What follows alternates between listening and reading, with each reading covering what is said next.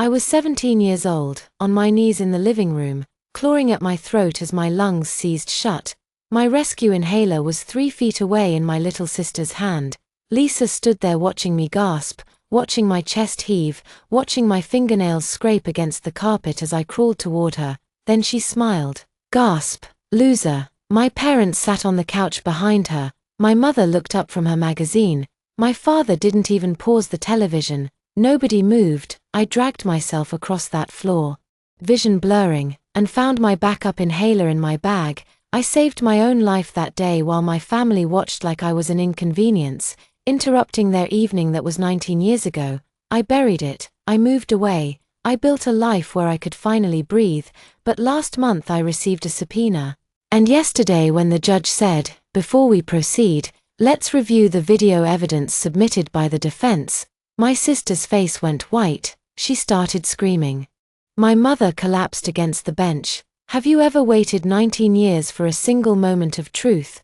My name is Kimberly Jenkins. I'm 36 years old, and I run a medical device company in Portland, Oregon, a business I built from nothing, a life I created entirely on my own.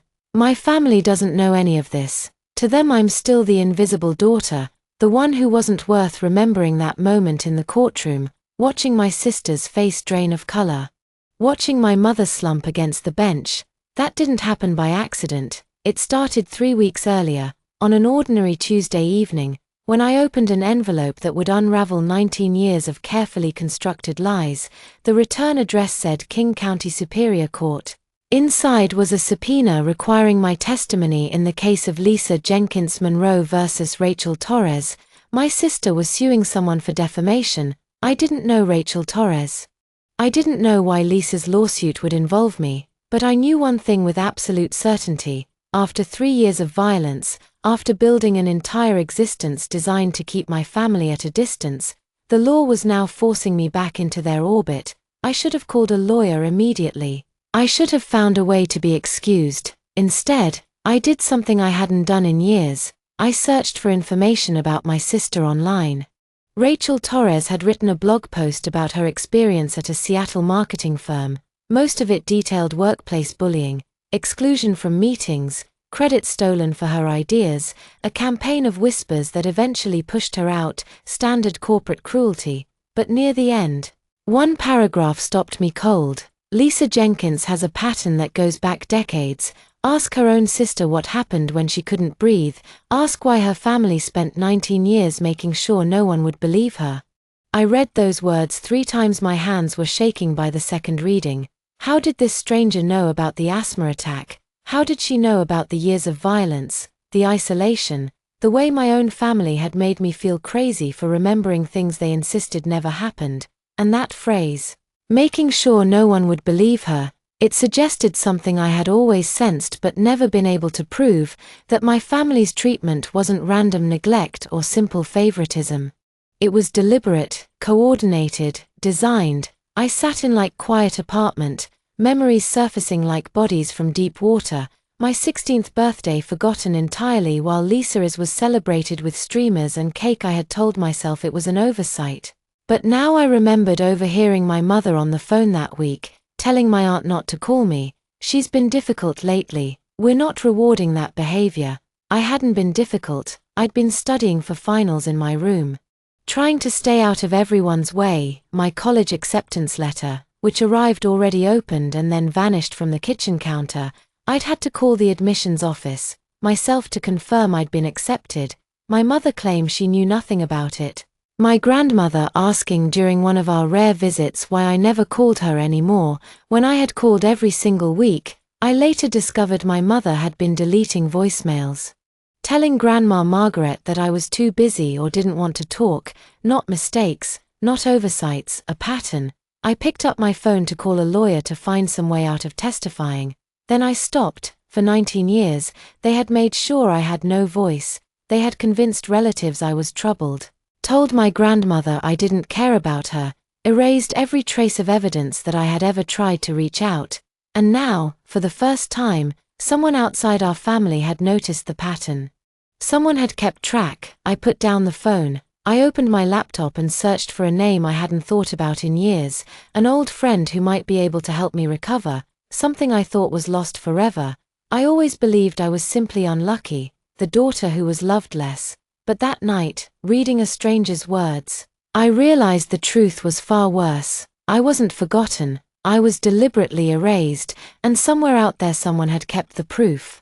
The name that came to mind that night was Erica Lawson. We had been friends in high school, though calling it friendship doesn't capture what we went through together. In 10th grade, Erica became the target of a group of popular girls who decided to destroy her. They spread rumors about things she had never done, turned her closest friends against her, and made every hallway feel like a gauntlet. By spring, Erica was barely eating. She told me years later that she had written a note and hidden it in her desk drawer, just in case she decided to use it. I was nobody back then, no social standing, no influence, nothing that would make my support valuable to anyone.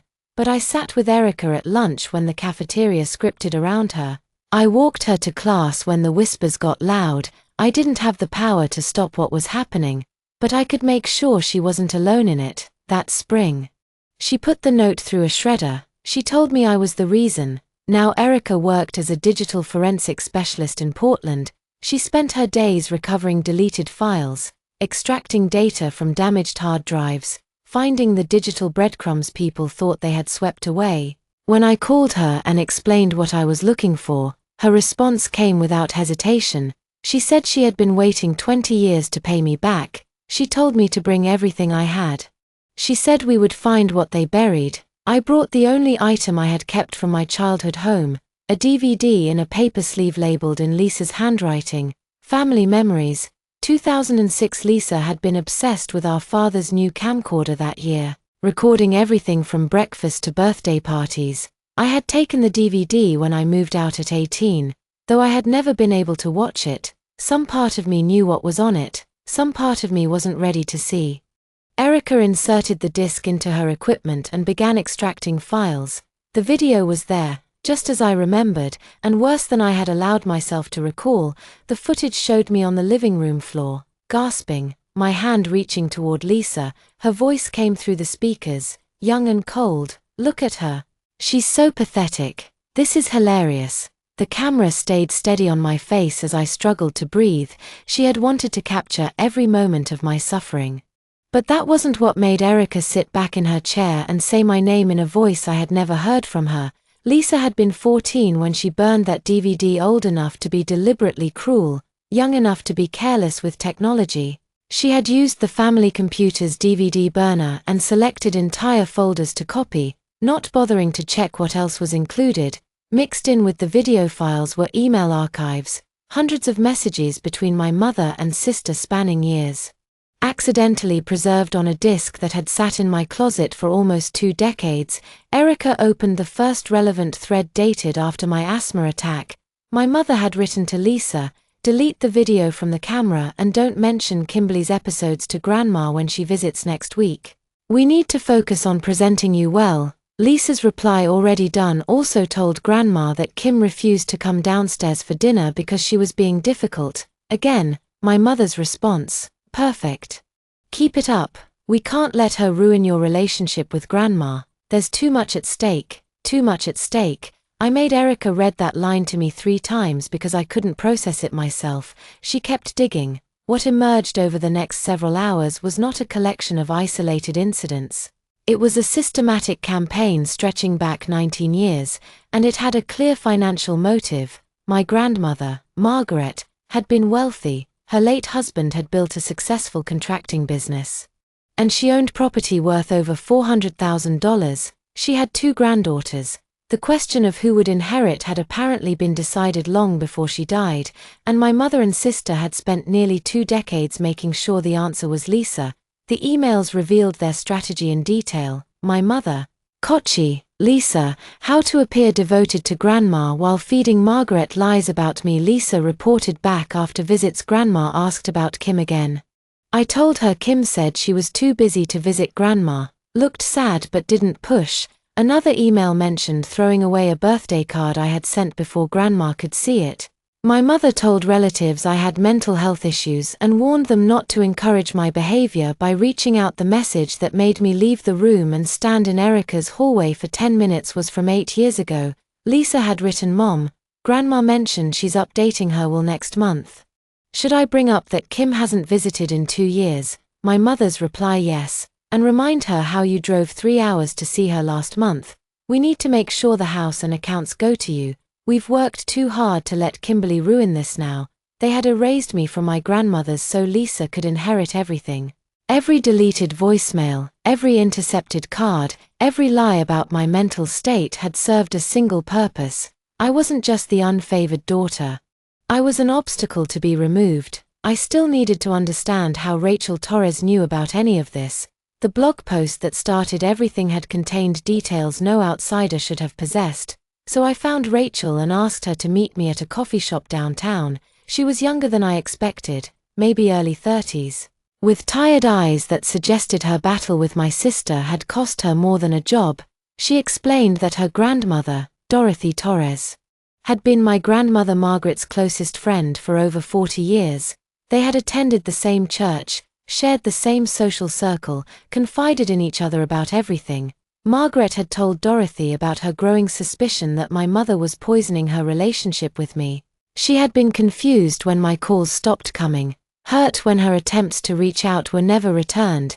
Eventually, Margaret started keeping a journal, documenting every lie she caught my mother and Lisa telling, every inconsistency.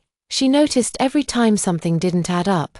Rachel told me that Margaret had left the journal to Dorothy before she died with specific instructions.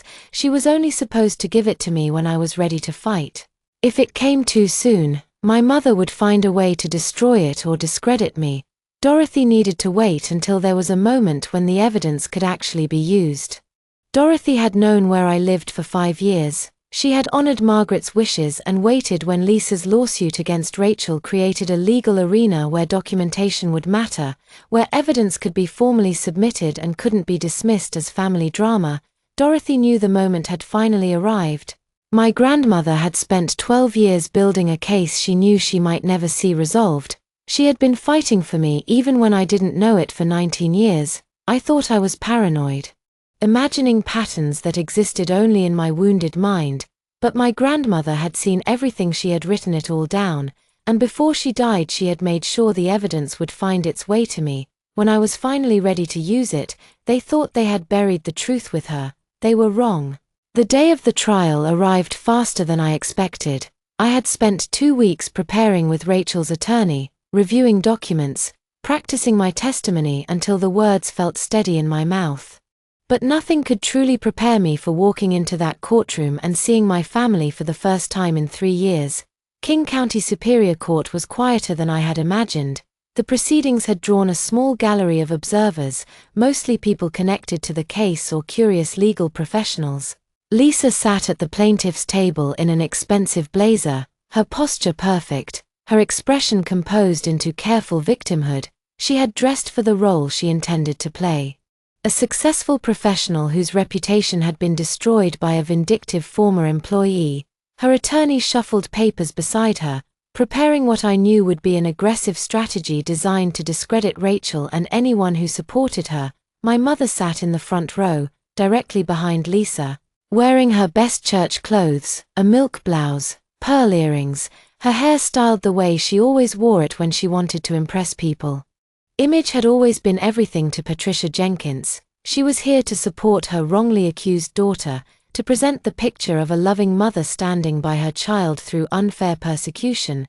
The performance was flawless. When I entered the courtroom, Lisa's eyes found me. Immediately, her expression shifted into something I recognized from 19 years of living under the same roof.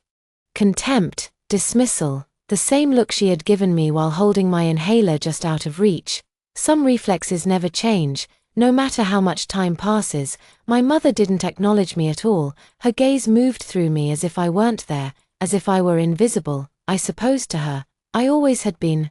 Rachel's attorney caught my eye from the defense table. Margaret Webb was 62 years old, with grey hair pulled back in a practical bun and reading glasses hanging from a chain around her neck. She specialized in cases involving psychological abuse, the kind of harm that doesn't leave visible bruises but destroys lives just the same. She gave me a small nod.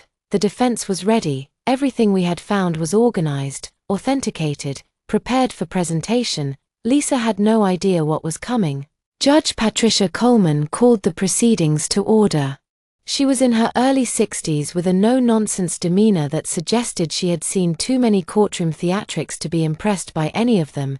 She reviewed the witness list, confirmed the schedule, and invited Lisa's attorney to proceed with cross-examinations of the defense witnesses. I was called to the stand. Lisa's attorney approached me with the confidence of someone who believed this would be easy. His first questions came rapid and aggressive. He asked if it was true that I had been estranged from my family for years. I confirmed 3 years. He asked if it was true that I had struggled with mental health issues, that my family had expressed concern about my stability. I kept my voice steady as I answered. I told him that I had been told I had mental health issues, yes, by my mother in emails to my grandmother in conversations with relatives, but I pointed out that she had never said it to my face. She had never suggested I get help or see a professional. She had only said it to people who might otherwise have supported me. Attorney, we rose from the defense table. She asked permission to submit Exhibit A, an archive of emails, recovered from a family DVD dated 2006, authenticated by a certified digital forensic specialist. The judge granted permission. A screen displayed the emails for the courtroom to see, the messages scrolled slowly enough for everyone to read. My mother coaching Lisa on what to tell grandmother Margaret during her upcoming visit, Lisa reporting back on successful deceptions, strategic discussions about ensuring I didn't ruin Lisa's relationship with grandma. The phrase that had haunted me since Erica first found it glowed on the screen. We've worked too hard to let Kimberly ruin this. Now Lisa's confident expression began to crack. My mother's face drained of color for the first time in my life. I watched them realize they had lost control of the narrative. Attorney Webb submitted Exhibit B, the asthma attack video. The courtroom fell into absolute silence as the footage played a teenage girl on a living room floor, gasping for air, her hand reaching desperately toward her sister, another girl standing over her, holding an inhaler just out of reach, her voice young and cruel gasp, "Loser, look at her, she's so pathetic." The sound of labored breathing filled the room. Parents visible on the couch in the background, motionless, watching the girl crawling across the carpet to save herself while her family did nothing. Several people in the gallery looked away. Judge Coleman's expression tightened. I kept my eyes forward, refusing to watch the video again, focusing instead on the faces of the people who had been there that day and done nothing to help me. Attorney Webb submitted Exhibit C, my grandmother's journal. She explained the chain of custody clearly. The journal had been entrusted to Dorothy Torres, Margaret's lifelong friend, with explicit written instructions. Dorothy was present in the courtroom, prepared to verify the authenticity of both the journal and Margaret's handwriting. A certified handwriting analyst had provided a report confirming the entries were genuine. Selected passages appeared on the screen. An entry from 2014. Patricia called again. More lies about Kimberly. I know my granddaughter. She would never refuse to speak to me. An entry from 2016. Lisa visited today, so sweet to my face, but I noticed her checking my desk where I keep financial documents. Why would she need to see those? An entry from 2017. I called Kimberly's number directly today, bypassing Patricia. She answered. She had no idea I'd been trying to reach her. She thought I didn't want to talk to her. My own granddaughter thought I'd abandoned her. Patricia has been lying to both of us. An entry from 2019. I've decided I'm updating my will. Whatever Patricia is planning, Kimberly will receive what she deserves. I'm leaving this journal to Dorothy. She'll know when to use it. Lisa jumped to her feet. Her voice cracked as she shouted that it was fabricated, that it was a conspiracy against her, that her grandmother had loved her and would never write such things. The judge called for order. My mother slumped in her seat, her face gray, her careful composure finally shattered. The irony was devastating. Lisa had filed this lawsuit claiming she was the victim of a conspiracy. Instead, she had exposed her own. Lisa's attorney made one desperate attempt to salvage the situation.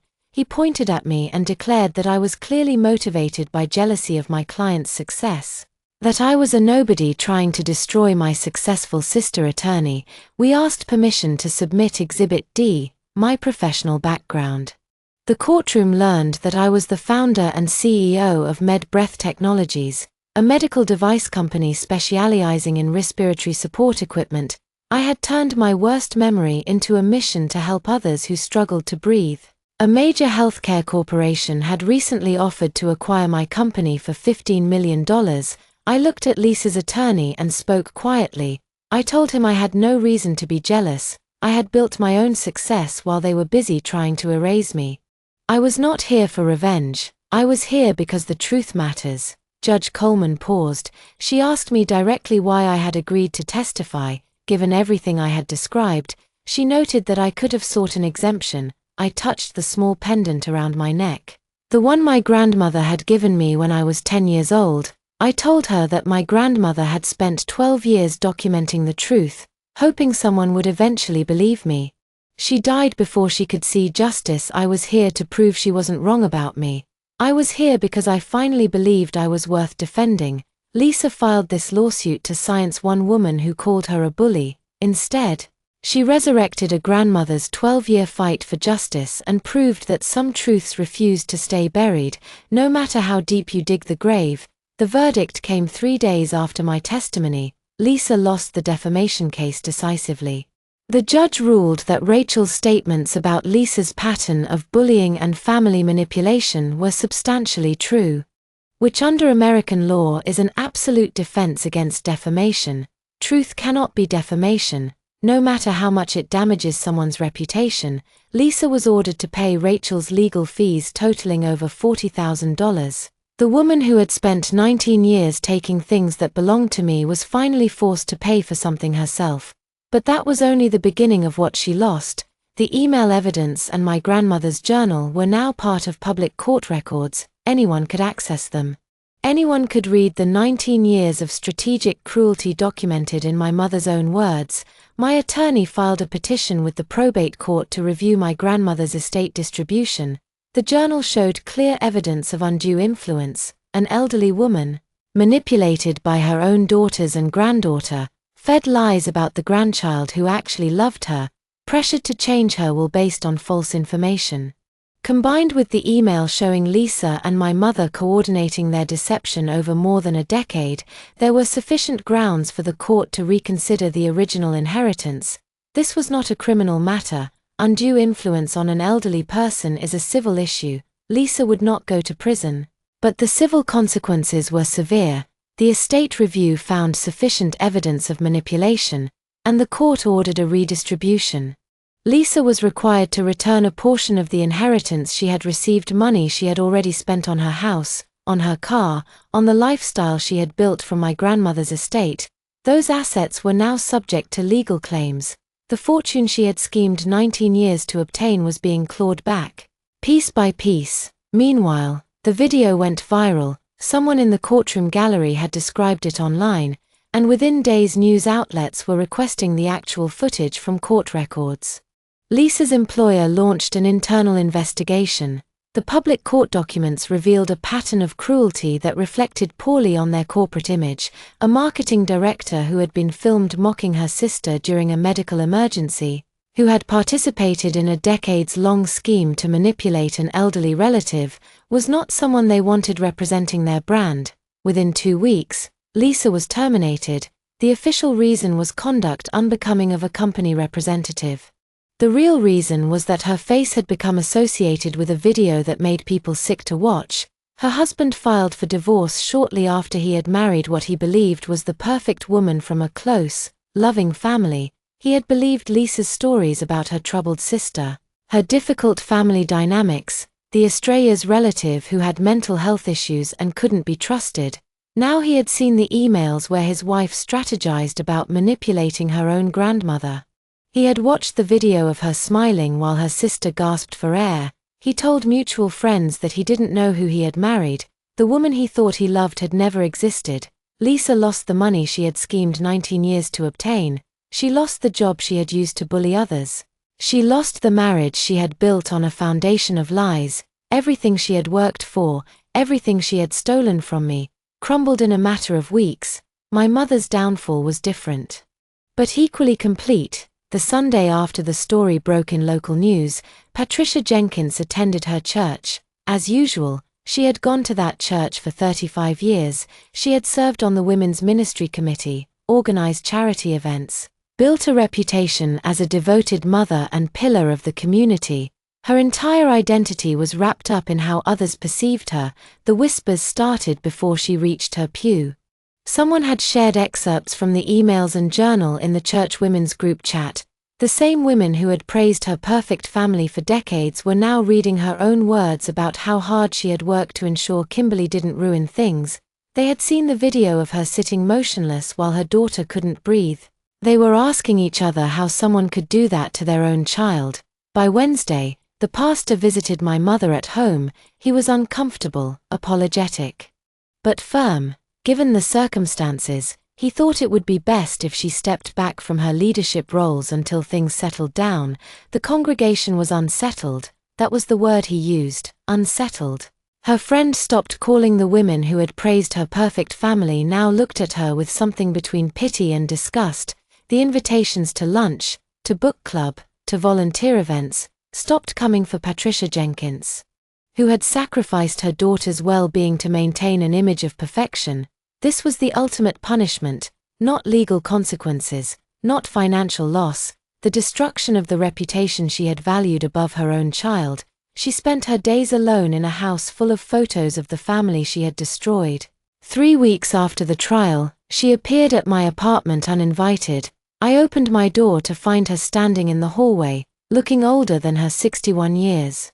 Her grey roots were showing. She wore no makeup. Her clothes were wrinkled in a way I had never seen from a woman who had always been immaculate. She had been crying. Her voice cracked as she spoke. She asked how I could do this to my own family after everything they had done for me. I stood in my doorway and blocked her entry. I told her she meant everything they had done to me. I told her I had read the emails, every single one. She had not just ignored me. She had spent 19 years systematically convincing everyone I was worthless so Lisa could inherit from Grandma. She had deleted my voicemails. She had thrown away my birthday cards. She had told people I was mentally ill. She tried another approach, tears flowing freely now. She claimed she had been protecting me. She said I had always been so sensitive, so difficult. Lisa was stronger. Lisa could handle Grandma's expectations. She was just trying to do what was best for everyone. I interrupted her. I told her she had been protecting her plan and she had almost succeeded. Grandma died thinking I didn't love her. She spent her last years confused and hurt, wondering why her granddaughter had abandoned her, because my mother made sure my calls never reached her, because my mother told her I didn't care. Her voice broke completely. She begged me to come home. She said we could fix this, be a family again. She reminded me she was my mother. I opened the door wider, but only to make room for her to leave. I told her she didn't lose me in that courtroom. She lost me 19 years ago, the day she decided I was worth sacrificing for Lisa's benefit. The only difference now was that everyone knew what she had done. She reached for me, desperate, saying my name. I said goodbye and closed the door. I didn't cry. I felt nothing but exhausted relief. The relief of finally, after 19 years, saying no. A month later, a handwritten letter arrived from Lisa, 6 pages of dense script filled with explanations and justifications, childhood memories she tried to spin into evidence of sisterly love, claims that Mom made her do it, reminders that she was just a child when it started, complaints about the pressure she had been under to be perfect, a catalogue of everything she had lost, her job, her husband, her reputation, a question that revealed everything about who she still was. Haven't I suffered enough? I read all of it. I noticed what was missing. What she did was wrong. Any understanding of the damage she had caused, any genuine remorse. This was not an apology, it was a negotiation. Lisa was looking for a way to rebuild her reputation through my public forgiveness, a redemption story for the media. She wanted to use me one more time. I wrote back on a single sheet of paper. I told her I understood she had been shaped by Mom's choices and pressure, But she had been an adult for most of those 19 years. She had countless opportunities to tell the truth, to reach out to me privately, to stop participating. She chose to keep going. That was her choice, not Mom's. I told her I didn't hate her and didn't wish her harm, but I didn't owe her forgiveness.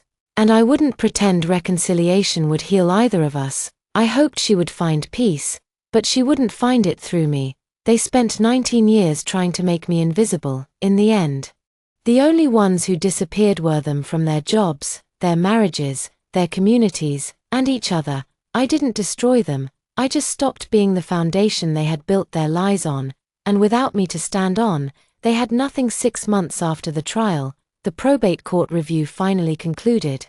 The judge had spent 4 months examining my grandmother's journal, the email evidence, and testimony from Dorothy Torres. The ruling was clear. There was sufficient evidence that Lisa and my mother had exerted undue influence over an elderly woman, systematically feeding her false information about one granddaughter while positioning the other as the devoted caretaker. The original inheritance distribution was adjusted. Lisa was required to return approximately $180,000. That money now came to me as my grandmother had originally intended before 19 years of lies convinced her that I didn't care about her. I sat with that number for a long time. It could pay off debts, fund expansion of my company, secure my future. But every time I looked at the figure, I thought about what it represented: my grandmother spending her final years confused and heartbroken. My grandmother documenting lies in a journal because she had no other way to fight back. My grandmother leaving instructions with her best friend, hoping that someday the truth would reach me. The money was never the point. The validation was proof that I wasn't crazy, wasn't paranoid, wasn't the problem. Someone had seen what was happening. Someone had believed me before I even knew there was something to believe. I didn't keep the inheritance for myself. I established the Margaret Jenkins Fund, a small foundation supporting survivors of family psychological abuse who need help starting over. The money pays for legal consultations, therapy costs, and security deposits for people escaping toxic households. The practical things no one thinks about when they tell abuse survivors to just leave. My grandmother wanted to protect me. Now I extend that protection to others in her name. The email from my father arrived 6 months after the trial from an address I didn't recognize. The subject line said simply, "From your father." I almost deleted it without reading. Robert Jenkins had been present for everything that happened to me and had done nothing. His silence had been its own betrayal. But I opened it. He wrote that he didn't expect a response and didn't deserve one. He admitted he had known what was happening, all of it. He had told himself it wasn't that bad, that I was strong enough to handle it, that maintaining peace was more important than standing up for me. He called himself a coward. He said he had chosen comfort over his own daughter. He told me that my grandmother had called him once about a year before she died. She had asked him to protect me. Said that Patricia was destroying my relationship with the family. He had told her he would talk to my mother. He never did. He wrote that he wasn't asking for forgiveness because he knew he didn't deserve it. He just wanted me to know he was sorry. That his silence was as much a betrayal as anything my mother or sister did. I read the email multiple times over 3 days. Anger that he had known and done nothing. Grief for the father I might have had if he had been braver. Something almost like pity for a man who would spend the rest of his life knowing he had failed. I wrote back. Eventually I thanked him for telling me the truth. I said it was more honesty than he had ever given me. When it might have mattered, I told him I didn't know if I could forgive him, but I could stop hating him. That was all I had to offer. It wasn't reconciliation, it wasn't closure, but it was honest. After 19 years of lies, honesty felt like something. A few weeks later, I accepted an invitation to speak at a support group for adults estranged from their families. I stood before a room of about 20 people, most of them middle-aged women. I saw myself in their expressions, the wariness of people who had been hurt by those who should have loved them, the exhaustion of spending years wondering if they were the problem. I spoke for 15 minutes about growing up invisible, about the gaslighting and erasure, about discovering that someone who loved me had documented everything. I talked about building a life despite everything, about learning that the people who tried to erase me didn't get to define my worth. When I finished, a woman in her 50s approached me with red eyes. She told me quietly that everyone thought she was being dramatic, that she should just forgive and move on. That family is family. I took her hands and told her that family is supposed to be the people who see you. If they spent years making you invisible, that's not family, that's just people who share your blood. She was allowed to protect herself. She hugged me tightly and cried.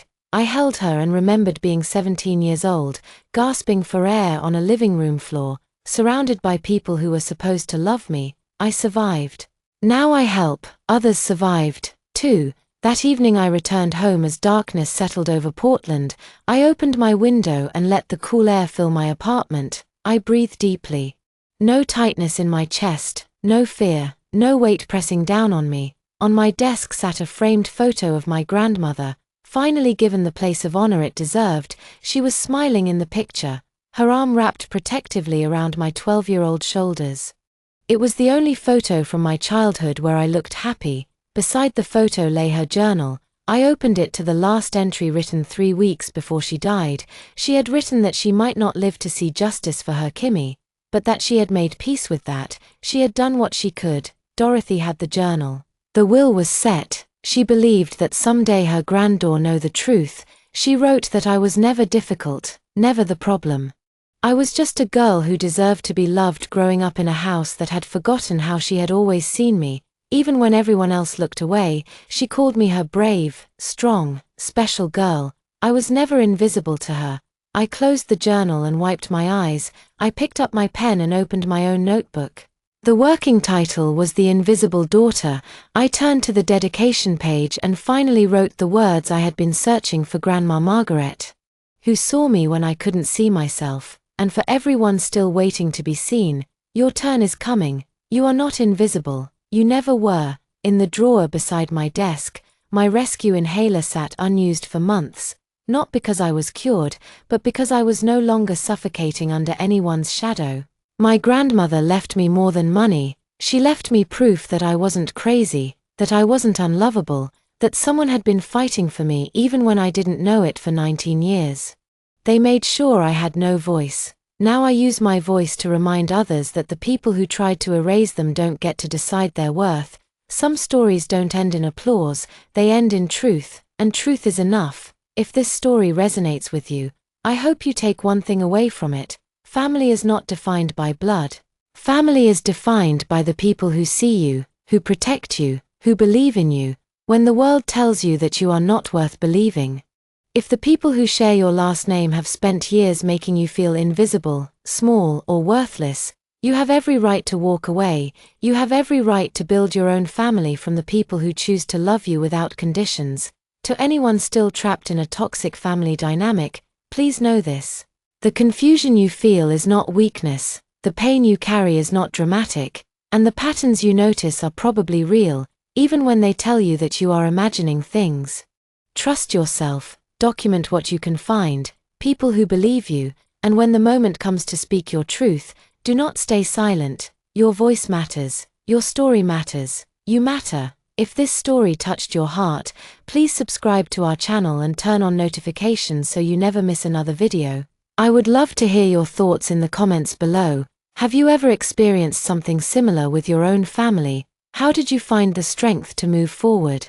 Share your story. You never know who might need to hear it today. For 35 years, I was the invisible daughter, the one whose birthday was forgotten, whose achievements went unnoticed, whose presence at family dinners felt like an inconvenience rather than a celebration. But I never expected my own sister to hand me a wrapped box at my birthday dinner, smirk at the entire table, and say maybe this DNA test will finally explain why you've always been another man's mistake in this family.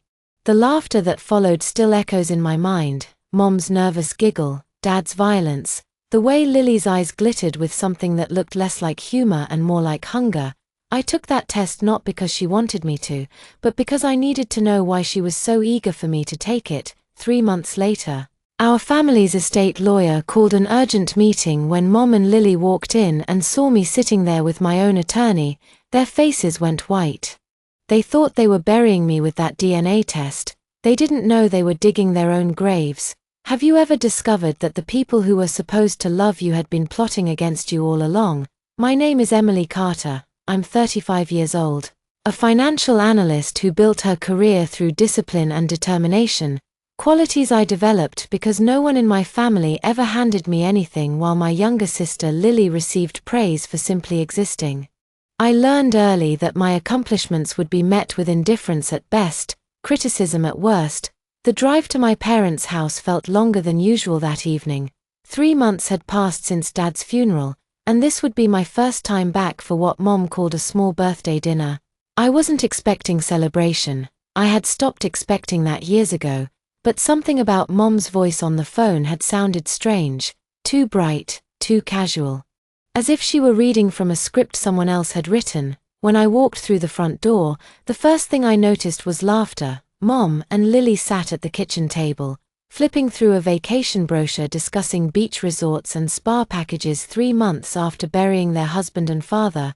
They were planning tropical getaways. The grief that had consumed the funeral seemed to have evaporated entirely.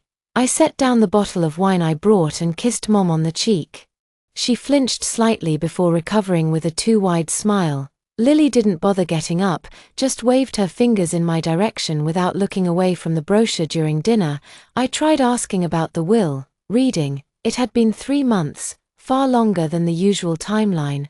Mom's fork stopped halfway to her mouth. We're just not ready yet, sweetheart. Still grieving. She glanced at Lily, who smoothly redirected the conversation to her recent promotion at work.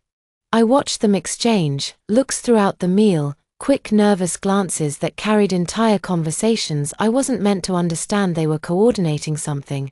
I was certain of it. The dinner conversation orbited entirely around Lily, her children's achievements, her husband's new car, her plans to renovate their kitchen. When Mom finally acknowledged my existence, it was with a single question. Still at that same accounting firm. Before I could answer, Lily interrupted with another story about herself, but tonight felt different from the usual neglect. Lily kept watching me with an expression I couldn't quite read, anticipation.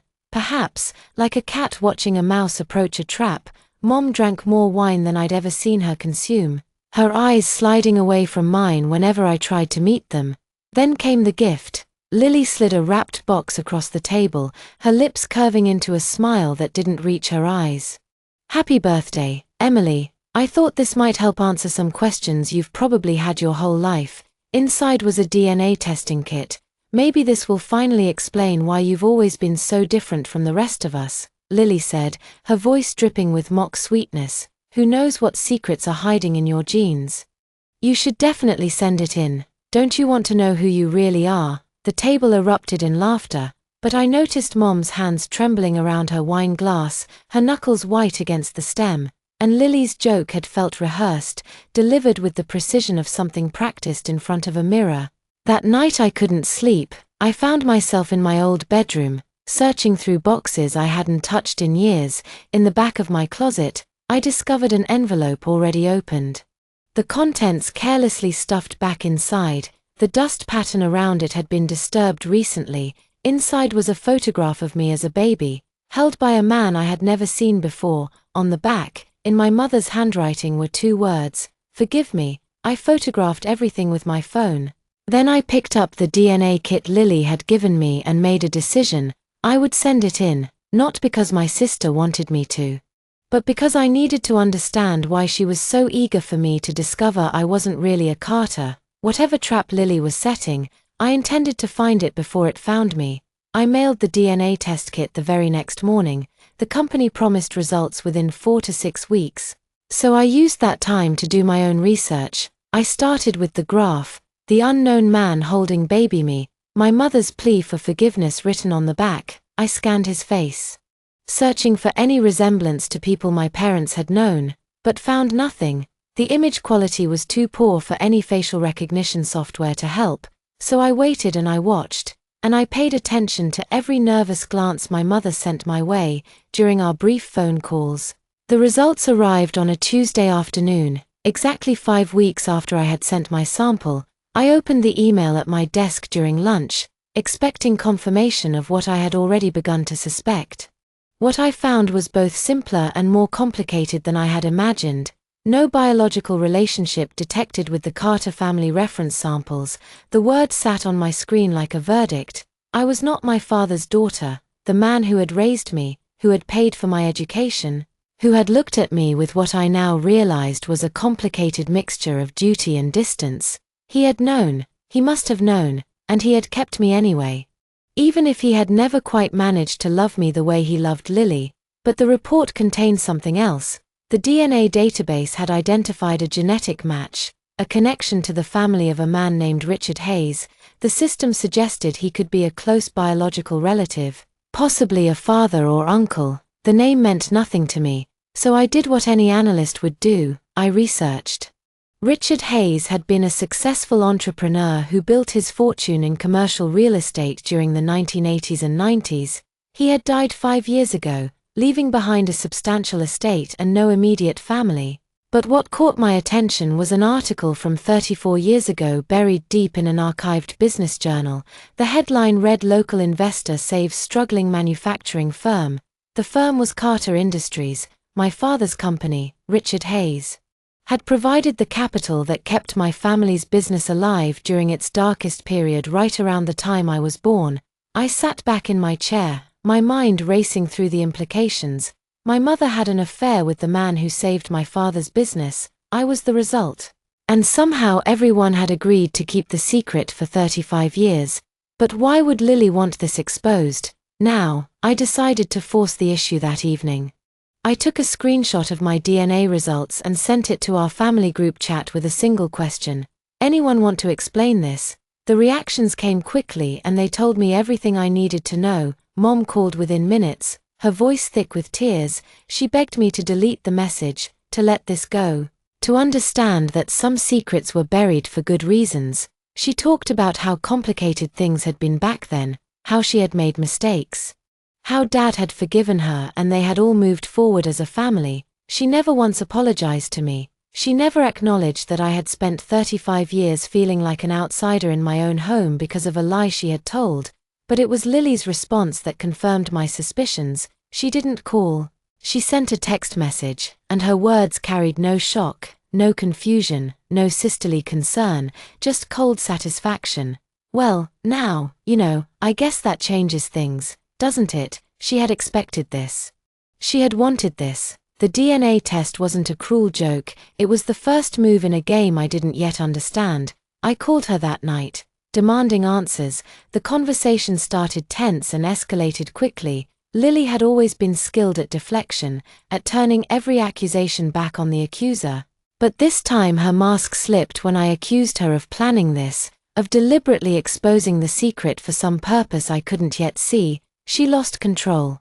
"I have protected this family's secrets for 20 years, she screamed into the phone. 20 years of keeping my mouth shut while you got to play the innocent victim. And now I'm going to make sure the right people get what they deserve." The line went dead. She had hung up on me. But those words echoed in my mind long after the call ended. 20 years Lily had known since she was 16 years old, nearly 2 decades of holding this information, using it, weaponizing it. I thought back to all the times Mom had sided with Lily over me, all the financial gifts that flowed in one direction, all the excuses made for Lily's behavior while I was held to impossible standards. I had always assumed Mom simply loved her more. Now I understood the truth. Lily had been blackmailing her mother for 20 years, and every privilege she received was the price of her science. But something had changed. Lily no longer wanted to keep the secret, she wanted it exposed. And her words about making sure the right people get what they deserve suggested this was about more than just family drama. This was about money. This was about the inheritance. I started asking careful questions to family, friends, people who had known my parents for decades. What I learned made my blood run cold. One of my mother's closest friends mentioned almost as an afterthought that Lily had been asking about inheritance, lawyers several months ago before Dad had even gotten sick. Another recalled Lily talking about upcoming changes to the family situation, speaking as if she knew something no one else did. I couldn't prove anything. I had no documents, no recordings, no concrete evidence of whatever scheme Lily was executing. But I had spent my entire career analyzing patterns, identifying risks, preparing for scenarios that others dismissed as unlikely. My instincts had never failed me in business, and they were screaming at me now. I found an attorney the next day. Not a family friend, not someone connected to anyone my mother or sister might know, but an independent estate lawyer with a reputation for protecting clients in complicated inheritance situations. I explained my concerns, shared what little I knew, and asked her to help me understand my rights as a potential beneficiary of my father's estate. She listened without judgment, took detailed notes, and promised to investigate. 3 days later, a different call came. This one was from Mr. Harris, and the attorney who had handled my father's legal affairs for over 30 years. His voice was formal but not unkind. "Emily, there are things your father wanted you to know," he said. "Things he instructed me to share only under specific circumstances. Those circumstances have now been met. It's time for the will reading, and I think you should be prepared for what you're going to hear." I agreed to attend the reading scheduled for the following week. Then I called my own attorney and asked her to accompany me whatever trap Lily had set.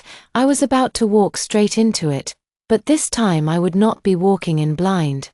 The law office of Harrison & Associates occupied the entire top floor of a downtown building that had stood since my grandfather's time. I arrived 20 minutes early with my attorney, Sarah Chen, who had advised me to observe everything and say nothing unless directly addressed. We took seats near the window, away from the main conference table, and waited. Mom arrived next, looking as though she had aged 10 years in the past month. Her face was pale. Her hands clutched her purse like a lifeline, and she avoided my eyes completely as she took a seat at the far end of the table. She knew something was coming. The question was whether she knew exactly what. Lily swept in 5 minutes before the scheduled time, and the transformation in her demeanor told me everything.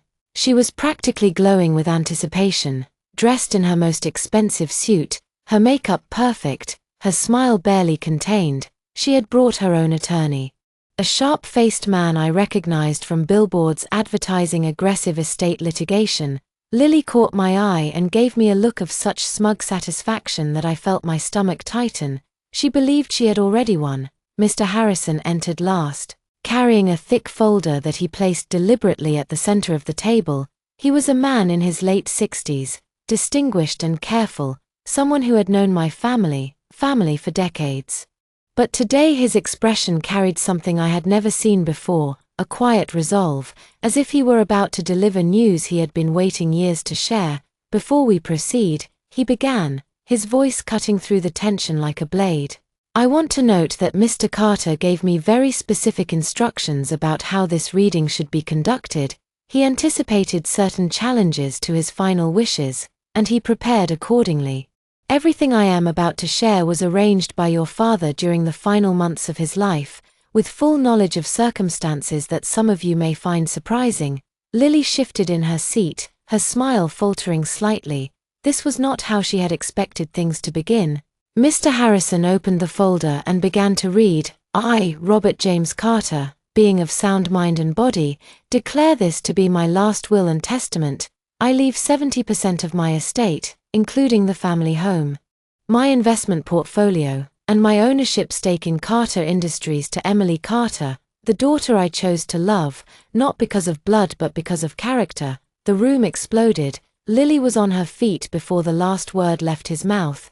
"This is exactly what I expected," she shouted, her composure shattering completely. "She is not his real daughter. We have DNA proof now. Proof that she submitted herself. She has no legal claim to any of this." Mr. Harrison waited for her outburst to subside, then continued reading with infuriating calm. "The will states, and I quote directly, I have known since Emily was 2 years old that she is not my biological child. I chose to raise her anyway, and I choose to leave her my legacy because she alone has proven worthy of it. This decision was made with full knowledge of Emily's parentage and requires no further validation." The color drained from Lily's face so quickly I thought she might faint. Her entire strategy, the DNA test, the months of preparation, the careful exposure of my true parentage, had just been rendered meaningless by a single paragraph. Dad had known, he had always known, and he had chosen me anyway. Mom began to cry softly, her shoulders shaking, but I could not tell if her tears were from grief, relief, or fear of what was still to come. Mr. Harrison was not finished. He reached into the folder and withdrew a thick stack of documents bound with a rubber band, 8 months before his death. Mr. Carter hired a private investigator. He did so after Lily began pressuring him to modify his will in her favor. The investigator was instructed to document any activities that might indicate an attempt to manipulate the estate distribution. He slid the documents across the table toward Lily, who stared at them as if they might bite her. The report contains the following findings. Mr. Harrison continued consultations with 3 separate estate litigation attorneys beginning 7 months before Mr. Carter's death, unauthorized withdrawals totaling $50,000 from Mr. Carter's personal accounts during the period of his illness. When he was too weak to monitor his finances closely, multiple conversations with family friends regarding, and I quote from the transcripts, upcoming changes to the family situation and making sure the right people get what they deserve. Each item landed like a hammer blow. I watched Lily's confident facade crumble piece by piece as the scope of her exposure became clear, and finally Mr. Harrison said, his voice taking on a harder edge, the investigator documented the purchase of a DNA testing kit bought online 3 weeks before Emily's birthday, shipped to Lily's home address and gift wrapped for presentation at a family dinner. He placed a final document on the table, a handwritten note in my father's familiar script. Mr. Carter asked that I read this aloud. Lily, I knew what you were planning. I watched you scheme and manipulate for months, hoping you would change course. I gave you every opportunity to choose differently. You did not. These consequences are of your own making. The silence that followed was absolute. Even Lily's attorney seemed stunned by the thoroughness of the trap that had been laid. Then Lily found her voice again, though it had lost all its earlier confidence. I am contesting this will, she announced, her words tumbling out in a desperate rush. This is obviously the result of manipulation. Emily must have influenced him somehow. I will take this to court and prove that she took advantage of a dying man. Her own attorney grabbed her arm and whispered urgently in her ear. I caught fragments of his warning. Explicitly acknowledges cannot claim fraud when disclosed. Any challenge will be frivolous. Lily shook him off Harrison to without emotion. The will contains a no contest clause valid under California law. Any heir who files a challenge without probable cause forfeits their entire inheritance. Given that the will explicitly acknowledges Emily's parentage and provides documented reasoning for Mr. Carter's decisions, any challenge on grounds of fraud or undue influence would almost certainly be deemed frivolous by the court. He paused, letting the implications sink in. Additionally, your $200,000 in outstanding loans from Mr. Carter are documented in these files as advances on your inheritance. If you forfeit your inheritance through a frivolous challenge, these advances convert to personal debts owed to the estate, debts that would need to be repaid in full. Lily's attorney was already gathering his papers, his expression making clear that he wanted no part of this case. Lily stood frozen, her mouth opening and closing without sound, the full weight of her miscalculation finally crushing her. She had spent months building a case to prove I was not a Carter. She had not known that Dad spent those same months building a fortress around me, documenting her every move, anticipating her every argument. But as the shock of the moment began to settle, Mr. Harrison cleared his throat once more. There is one additional matter, he said, reaching for another envelope at the bottom of his folder. This pertains to an agreement made 35 years ago, an agreement that involves Emily's biological father. I was instructed to share this only after the primary will reading was complete. I felt my heart stop. The secret that had started. Everything was about to surface, and it would change everything I thought I knew about who I really was. The weeks following the will reading should have brought peace. Instead they brought chaos. Lily refused to accept what had happened. Her attorney withdrew from her case the day after the reading, but she found another one willing to take her money and file a formal contest against the will. The grounds, she claimed, were undue influence and manipulation of a dying man. Accusations so baseless they would have been laughable if they had not been so vicious. But Lily did not stop at legal action. 3 days after filing the contest, she appeared at my apartment building.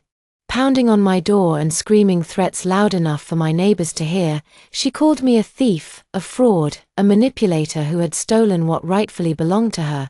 She threatened to destroy my career, to tell everyone I worked with that I was not who I claimed to be, to make sure I never knew a moment of peace for the rest of my life. What she did not notice in her rage was the security camera mounted above my door.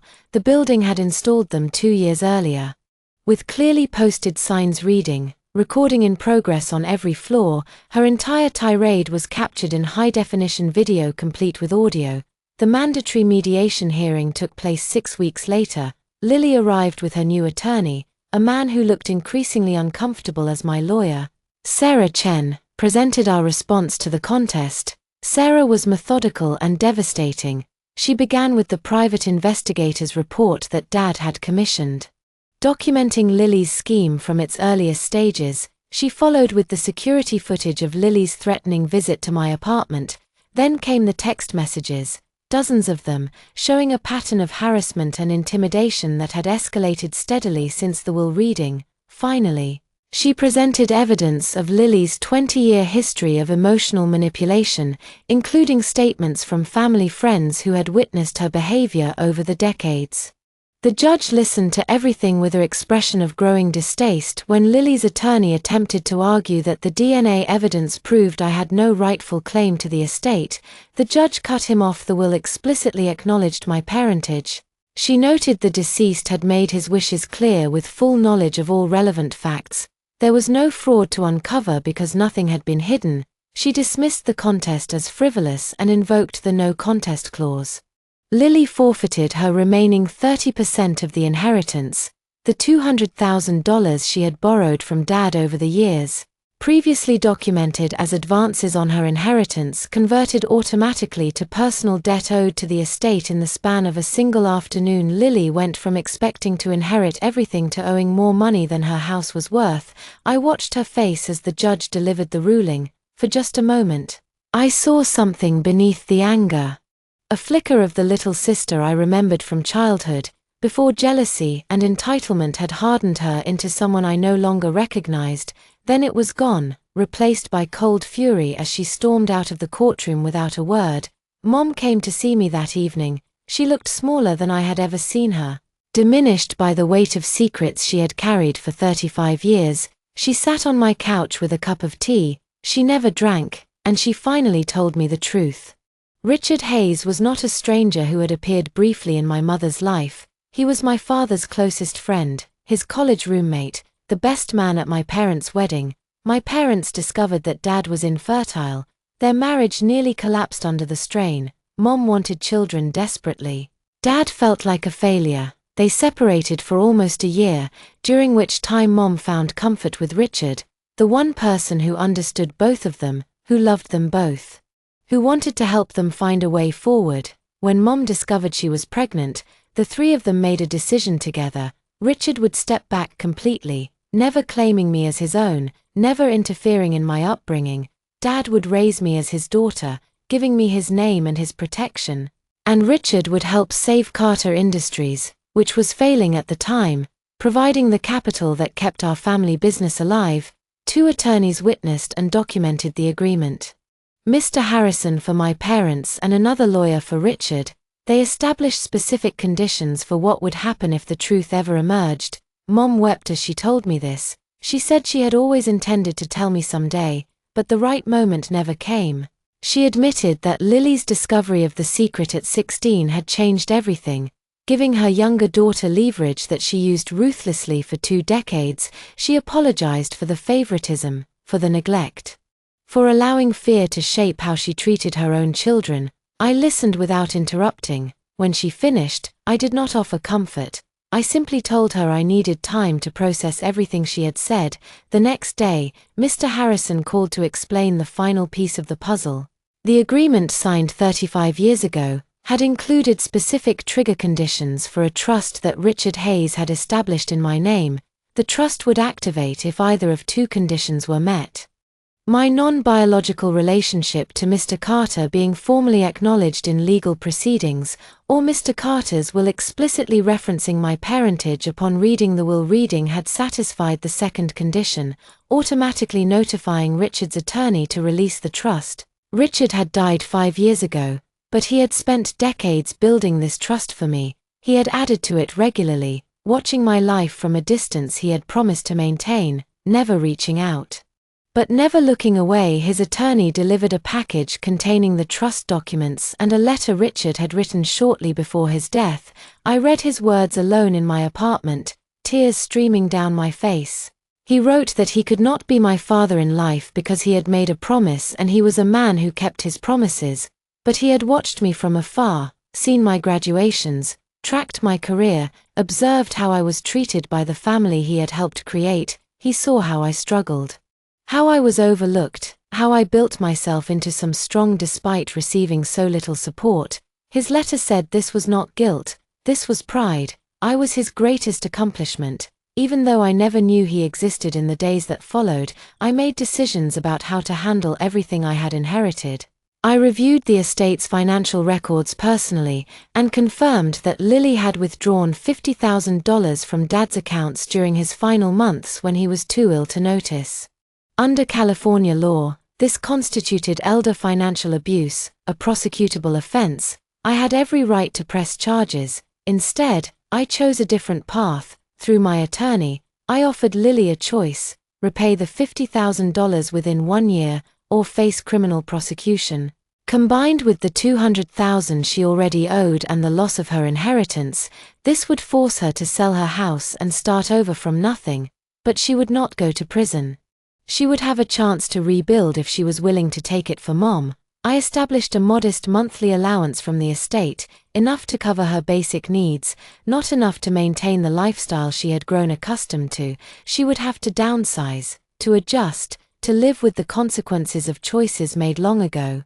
This was not forgiveness, this was boundaries with consequences. The difference mattered to me in Richard Hayes's package. Beneath the legal documents and the letter explaining 35 years of watching from afar, there was one more thing, a small wooden box I had not yet opened. I was not ready, but I knew whatever was inside represented a lifetime of love from a father who chose to stay away so I could have a family. Even if that family never deserved me. 3 months passed before I found the courage to open the wooden box. It sat on my nightstand through the final legal proceedings. Through the sale of my apartment, through all the decisions that would reshape my life. Some nights I would pick it up and hold it, feeling its weight in my hands, knowing that whatever was inside represented something precious from a man I had never met. But I was not ready. I needed to finish becoming the person who deserved to receive it. The morning I finally opened it was unremarkable, a Sunday in late spring, coffee growing cold on the kitchen counter. Sunlight and streaming through windows I had chosen myself. I lifted the lid slowly, and inside I found a watch. It was old, clearly well worn, the leather band softened by decades of use. The face was simple, no fancy complications, no expensive brand name, just honest craftsmanship that had stood the test of time. Beneath the watch lay a folded note written in handwriting I had never seen before, but somehow recognized as belonging to me. I wore this every day, Emily. Every time I checked it I thought of you. I wondered if you were happy, if you were loved, if you were becoming the person I believed you could be.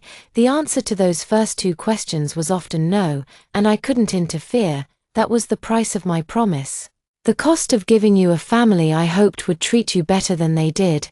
This watch counted every hour I wished I could have spent with you, every birthday I wanted to call, every graduation I attended from the back row. Leaving before anyone could see me, every time I saw you struggling and had to walk away. Now let it count the hours of the life you deserve, the life you earned, the life I always knew you would build for yourself. I held the watch against my chest and cried, not the tears of grief I had expected, but something else entirely. The release of a loneliness I had carried for 35 years without understanding its source. I had spent my entire life feeling invisible, unloved. Like something was fundamentally wrong with me that made me unworthy of the affection others received so easily. Now I understood that I had never been alone. Someone had been watching, caring, proud of me, loving me from a distance I never knew existed. The weight I had carried was not proof of my inadequacy. It was simply the price of a promise made before I was born by a man who loved me enough to let me go. I put on the watch that morning and I have not taken it off since. The Carter family home sold within weeks of listing. I did not attend the final walkthrough or the closing. I hired professionals to pack up what remained and donate anything I did not want, which was nearly everything. Too many memories lived in those rooms and none of them were warm. The money from the sale, combined with my inheritance from both fathers, gave me options I had never imagined possible, but I did not want a mansion or a luxury apartment, or any of the status symbols that had mattered so much to the family I was leaving behind. I bought a cottage, small, old, slightly worn around the edges, exactly like me. It had a garden that had been neglected for years, full of potential, waiting to be coaxed back to life. The kitchen was tiny but bright. The bedroom looked out over a pond where ducks gathered in the mornings. The first night I slept there, I listened to the science and realized I had never known peace before. I had only known the absence of conflict, which is not the same thing at all. I filled my cottage with books I had always wanted to read but never had time for. I learned to garden, making mistakes and learning from them without anyone telling me I was doing it wrong. I painted the walls colors I loved without asking permission or seeking approval for the first time in 35 years. Every decision was mine alone, no one to please, no one to prove wrong.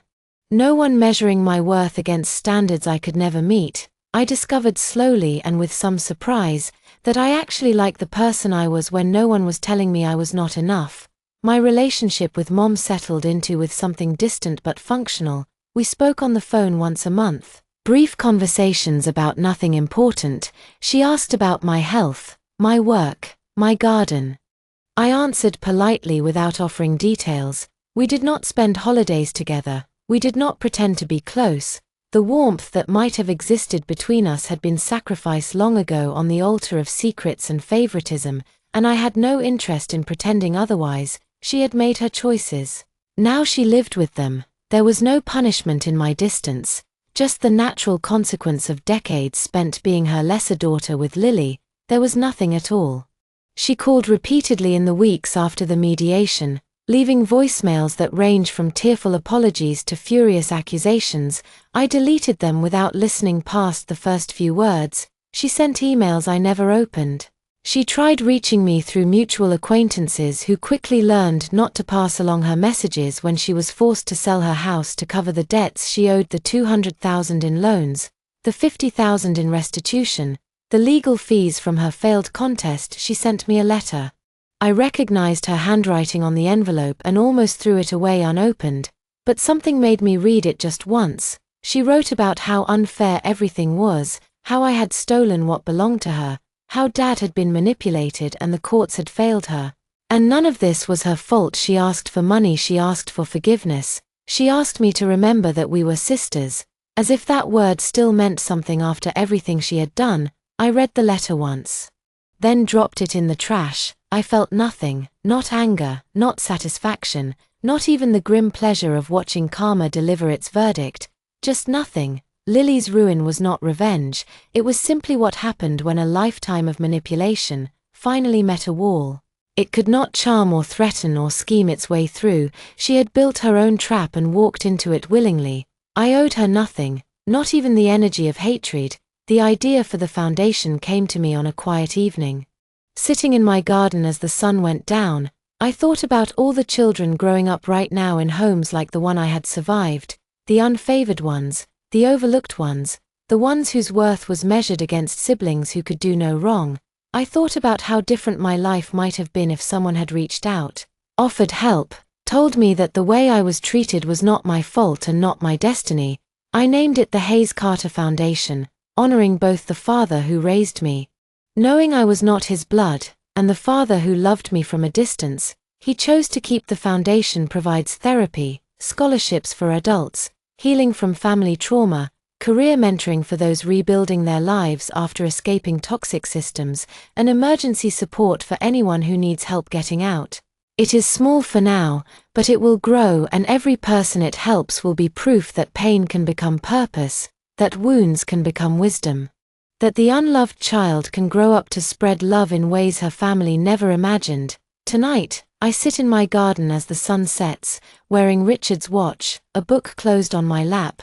My cottage glows warm behind me, the ducks have settled on the pond for the evening. I am not waiting for anyone. I am not trying to prove anything. I am not healing. I am healed. I look at the watch on my wrist and think of two men who both chose to love me in their own imperfect ways.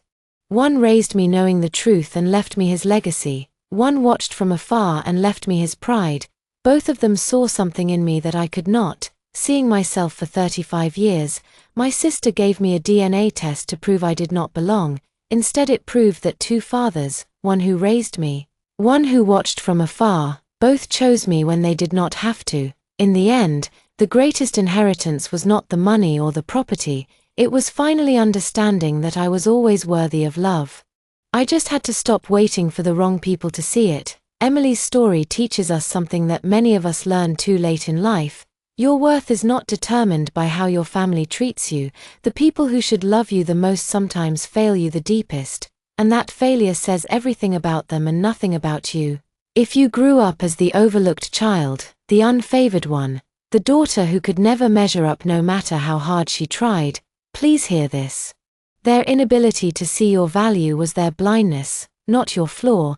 This story also reminds us that secrets and manipulation eventually collapse under their own weight.